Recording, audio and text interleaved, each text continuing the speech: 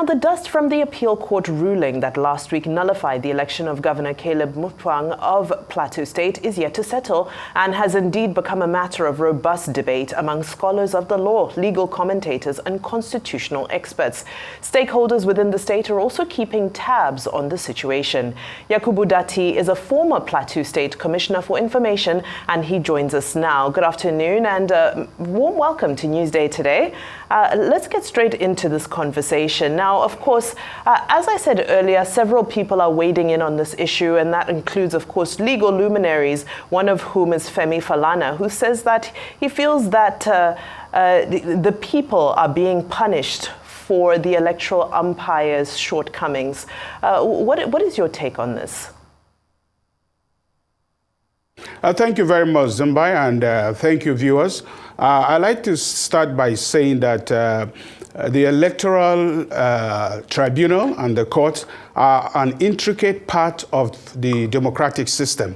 They are quite recognized by the Electoral Act and also by the Constitution of the country. And so it's a whole package. The Constitution empowers the judiciary to play a role, being one of the tripods of democracy. So for people to begin to accuse judiciary as if they are interlopers is totally unfair, and also means that we do not understand and appreciate the vital role that the judiciary plays.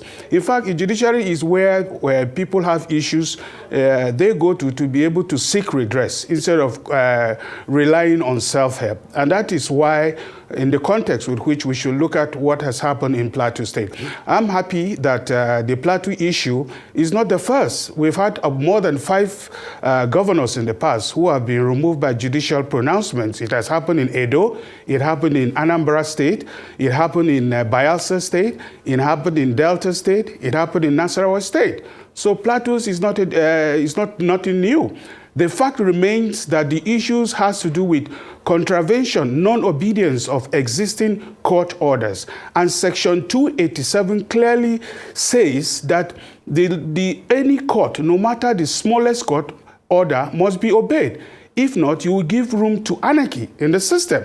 And the Plateau PDP has remained recalcitrant in terms of conducting their congresses. So we came and approached the tribunal, and judgment was given in favor of Associate Professor Nantewo Yilweda. And indeed, that explains why Plateau is so agog, and the youth are all over the place with a lot of expectations and a lot of joy, because we are having a youthful governor, ICT compliant, a development expert, somebody who is into renewable energy. So he's bringing in all this experience to move Plateau State forward. Now, I understand your optimism about the situation, but the reality is that the man who was popularly elected, for now, will not be carrying on with that mandate. What type of picture does this paint for the electorate, who rightfully would feel as though their voices don't count in Plateau State? Because after all, this man was allowed to, whatever irregularities occurred, this man's name and face were allowed to appear on the ballot. No fault of the electorates. Well, we don't live in a banana republic. There are rules, regulations guiding every activity in life. It's like going to play in a football, and then you kick the ball with your hand and you say it's a goal. No, the referee will say no. And that is the role the judiciary is playing. And we are talking about disobedience of several court orders by the PDP, going on as if the laws do not matter. Now, by the time we allow a system that operates where the law does not matter, where judiciary is not given its pride of place, you are moving the society into anarchy. Because what you are not saying is everybody's to go for self-help, where it will be the rule of the might, not the law. And this is a lawful society. And like I said, all the hula baloo the PDP is making is because they know that they are in contravention of the court order. In fact, during their own Congress, the PDP Congress that also was held recently, the national PDP excluded Plateau from participating, knowing that Plateau is running foul of court order. Of course, but because they believe that they can always manipulate and ride roughshod on the courts of the law, they went and continued. And don't forget, they were warned severally by the judgment of several courts. The Just High Court passed a ruling. The Federal High Court passed a ruling. They did not bother. And by Section 287, it says until a judgment is set aside, it remains binding on all parties. And it is for the protection of judiciary and protection for the rule of law and the sustenance of us as a country that the judiciary looked at the case, the merits of the matter, and judged as case. And like I said, Plateau is very, very well united and happy. And rather, it's the opposition party that is running helter-skelter. As I speak with you, they have moved the Plateau State House of Assembly, relocated to I don't know where, and they've closed the place. They brought a young man and imposed him as speaker, and then decided that they should go on recess for 2 months. I mean, what are we doing? The people are trying to operate as if the law begins and ends with them. You cannot run a society like that. Now, of course, the APC is claiming, just to speak to, to buttress what you've just said, the APC is now claiming that the PDP is orchestrating a constitutional conflict within the state legislature. And I'll quote, they said, creating a parallel legislature. Don't you think this is the fallout of the predicament that arises when the popularly elected candidate is removed through the court process? Is there any way forward that will see unity and calm restored? This is the consequence of people who have no respect for the judiciary, have no respect for the court, and always rely on self-help.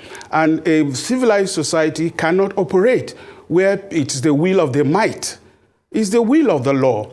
And that is why we are calling on the federal government to pay more attention on what is happening on Plateau State. It's like a bull in a China hall, simply because the law clearly does not subscribe to their caprices. They want to pull the house down. I mean, you can imagine removing the speaker, bringing a new speaker, now shutting down a very key aspect of the democracy, which is the legislative arm. This is practically a coup, because it's only during a coup, a military dictatorship, that the legislative arm is suspended. Now you are having somebody that has been brought in by the system called democracy, suspending a key aspect that gives us democracy, that gives us expression, that gives people representation for 2 months, simply because he knows that he has run foul of the law. And that is why this issue is now degenerating. And it's because we are peaceful people in Plateau, and the governor-elect, who is Dr. Associate Professor Dantawe, is every day calling on people to remain calm. And that is why we have calm in Plateau State. But attention should be paid to the bull in the China house, who wants to bring down the house by all means, simply because he does not have things going his way. Now, the mood currently with the barrage of judgments from various states in appeal courts from various states is that there's a creation of a one-party state that is emerging across Nigeria. Now, what is your position on this? When APC was sacked in Zamfara State and PDP was brought in, there was no talk of one-party state. And that was done under an APC federal government. When the Bayelsa State was removed, when and eve to the swearing on of the APC government and PDP was brought in, democracy was not under threat. Every time, if they don't get their way, the PDP starts crying like a spoiled baby, asking that democracy is in danger. How? These are issues that are clearly based on facts. And the Electoral Acts 2022 sets the templates for the conduct and qualification of all primaries. So if you do not confirm, it clearly throws you out, because we are not living in a lawless society. And I tell you, these things have happened in the past. Like I said, we have had 5 states where a similar thing happened and the heavens didn't fall. And so all these vituperations of us similar only to a spoiled child will not amount to anything. It's all trying to create a problem where it does not exist. I mean, look at the other side. If we decide that we should operate without law and order, where will we be? Where will our democracy be? And I'm not surprised why there is so much joy in Plateau State, because we are talking of the PDP government that came and sacked almost 1,000 people who were employed by the last administration, 90% of which are youths who are looking up to government for succor.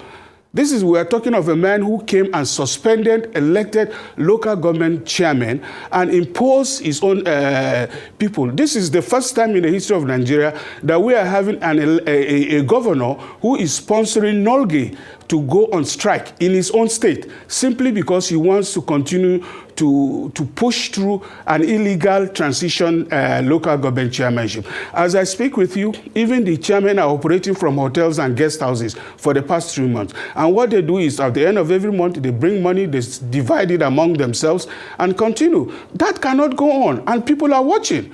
And that explains why people are so happy with this judgment, because redemption has come. We are happy that we are going to have on board a man who is in tune with what the youths are. I'm talking of the new, the governor-elect, Associate Professor Dentawe, who is an ICT expert, who is into renewable energy, who is into youth employment, who has done a lot of research with international organizations like the UN, the UNDP, and who has also created as access to IDPs and also the displaced people all over his experience, even as a lecturer in the university. So we are looking up with so much hope and appreciation, and we believe that for whatever that is happening in Plateau State, the security agencies have their jobs cut out for them, and I'm sure they will not be caught napping. Yes, absolutely. We do pray for a peaceful environment and a tolerant environment. But let's take a look at compliance with the Constitution. In this case, of course, the PDP is having said to not have complied with various Supreme Court judgments and instructions to follow various processes. Now, what needs to happen, in your opinion, for the political elite to begin to fear and respect the judiciary?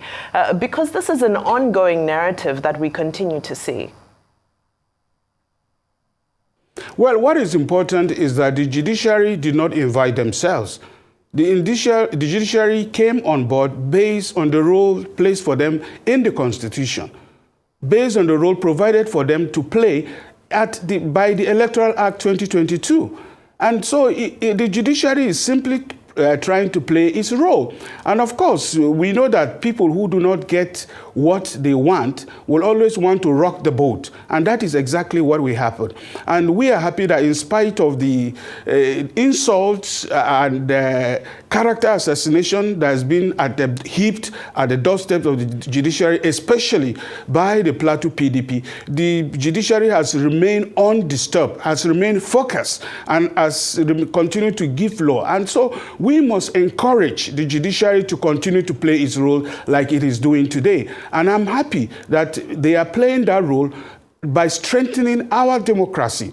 And it's not about popular opinion. It's not about what you feel or what you do not feel. It's about facts of the matter. And as we grow our democracy, we must give the judiciary its place of pride. We must be able to accord the judiciary as a key tripod of our democracy, not a part that whenever they want to play their role, then they receive insult like what has happened in Plateau. You can imagine that in Plateau State, the state capital, they even printed the pictures of judges and called them enemies of the state.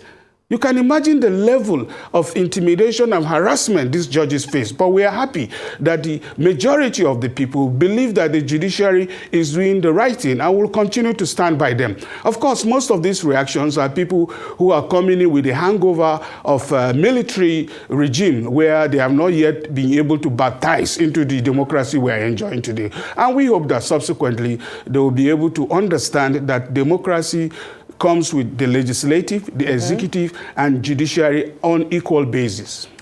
That's right. Yakubu Dati, former Plateau State Commissioner for Information, thank you so much for your time and your contributions today.